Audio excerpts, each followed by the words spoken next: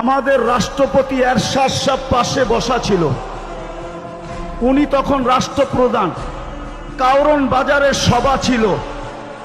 হযরত মাওলানা আব্দুল গফফার সাহেব রহমতুল্লাহ আলাই উনি কাউরন বাজারের সভায় বয়ান করতেছিলেন। আব্দুল গফফার সাহেব হাসতে হাসতে বলতেছিল এরশাদ সাহেবকে লক্ষ্য কইরা যে আপনি আমাদের রাষ্ট্রপ্রধান, আমাদের একটা নীতি আছে, রীতি আছে। প্রথম দিন বাসর ঘরে যদি বউকে দেখতে হয় তাইলে আমাদের দেশে টাকা দিয়া দেখতে হয়। মধ্যখানে শালা শালিরা পর্দা ধরে, জামাই যতক্ষণ পর্যন্ত টাকা না দেয় তো পর্দা উঠায় না, নিজের বউয়ের চেহারা দেখতে দেয় না।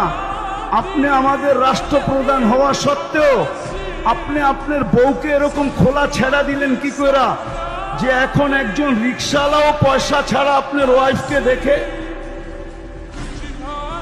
ওইটা একটা সময় ছিল, একটা সময় ছিল, খায়রের সময় ছিল। ওনারা আল্লাহর রসুলের জমানার কাছে ছিলেন, আদর্শের উপরে প্রতিষ্ঠিত ছিল।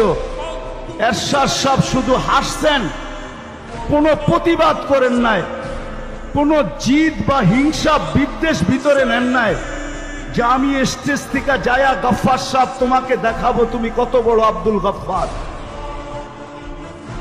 কোনো প্রতিশোধ নেন নাই। কিন্তু আজকে কথা বলে স্টেজ থেকে নামা যায় না, কথা বইলা স্টেজে বসেও থাকা যায় না।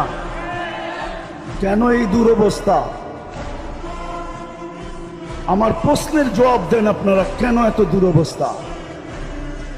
টুপিওয়ালা তো আগের চেয়ে বেশি, দাড়িওয়ালা তো আগের চেয়ে বেশি, নামাজি তো আগের চেয়ে বেশি, তাবলিগওয়ালা তো আগের